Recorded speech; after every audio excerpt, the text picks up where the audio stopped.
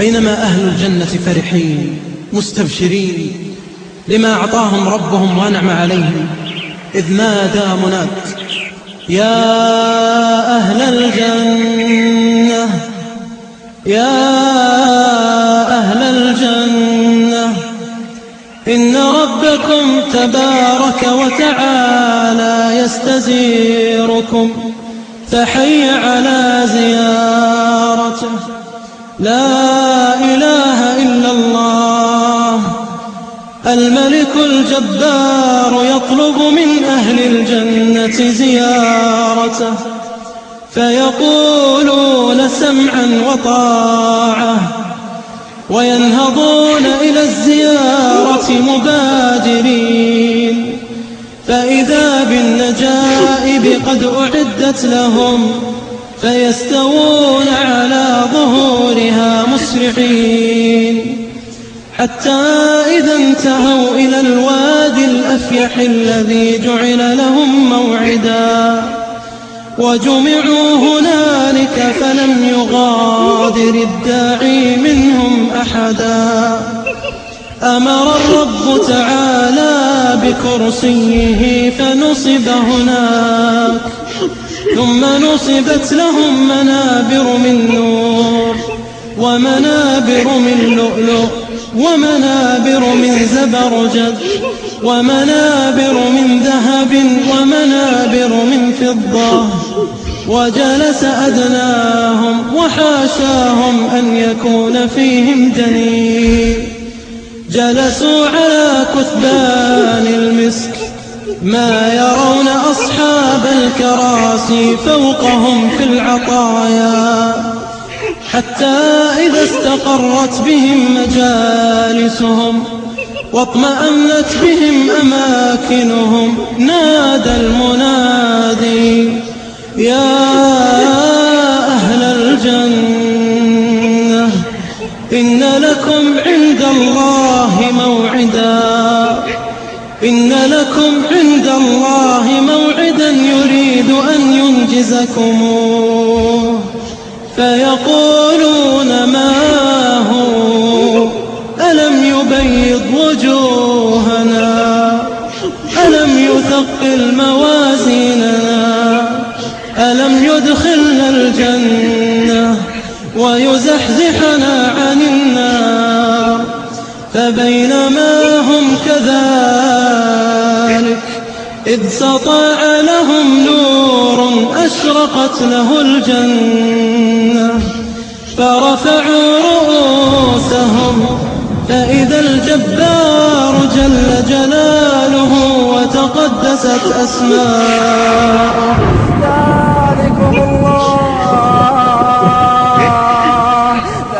ذلكم الله ربكم لا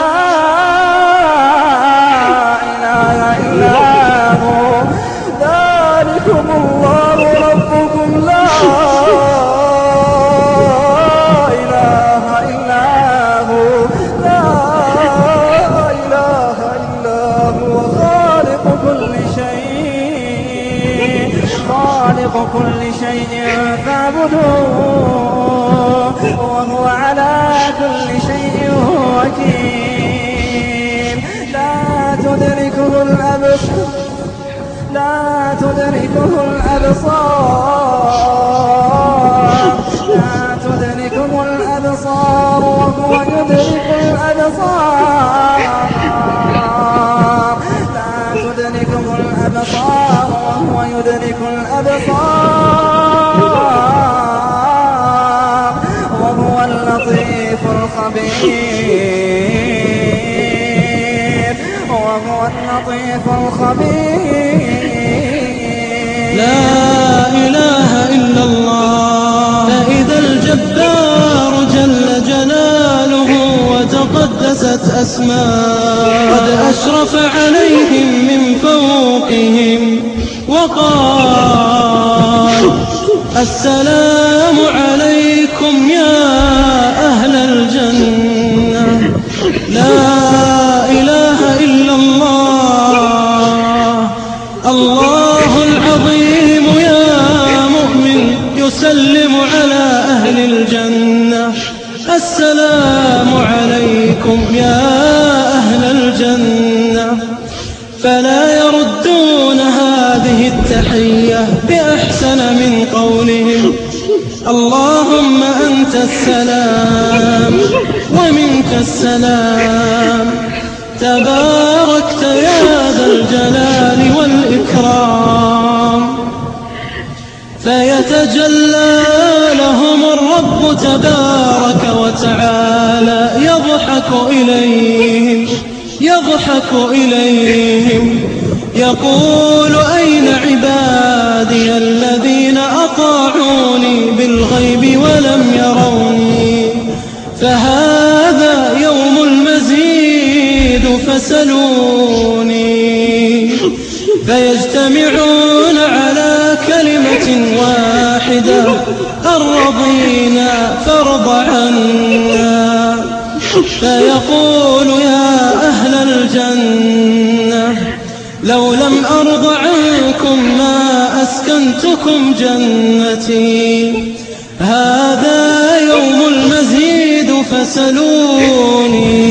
فيجتمعون على كلمة واحدة أرنا وجهك ننظر إليه، أرنا وجهك ننظر إليه. فيكشف الرب جل جلاله الحجب ويتجلى لهم، فيغشاهم من نوره ما لولا أنه سبحانه قضى ألا يحترقوا لاحترقوا، ولا يبقى أحد في ذلك المجلس إلا حاضره ربه محاضرة، حتى يقول يا فلان أتذكر يوم فعلت كذا وكذا، يذكره ببعض غدراته في الدنيا، فيقول يا رب ألم تغفر لي، فيقول بلى بمغفرتي بلغت منزلتك هذه. الله أكبر الله أكبر يا عباد الله.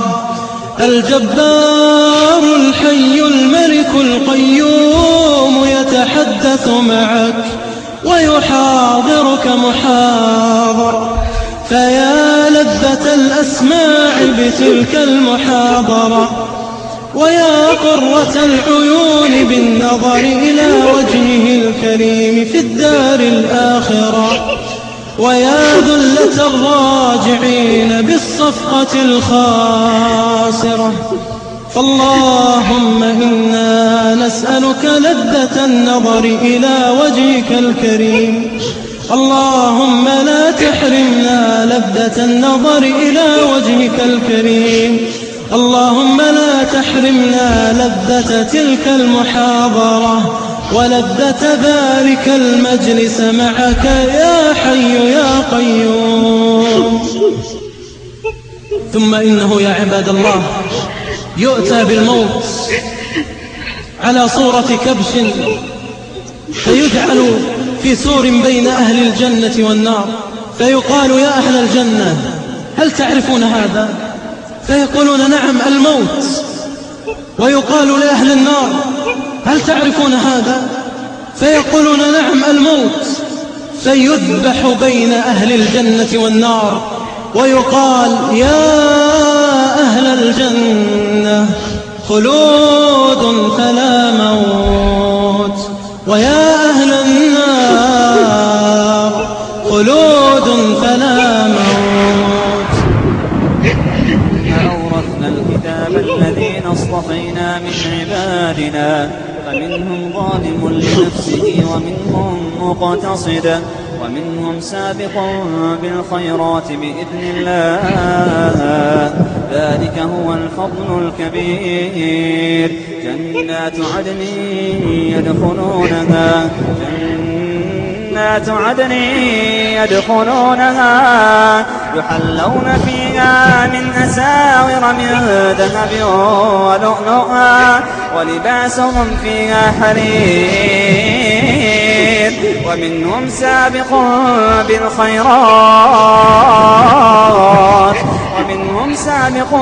بالخيرات بإذن الله ذلك هو الفضل الكبير جنات عدن يدخلونها يحلون فيها من أساور من ذهب ولؤلؤا ولباسهم فيها حرير وقالوا الحمد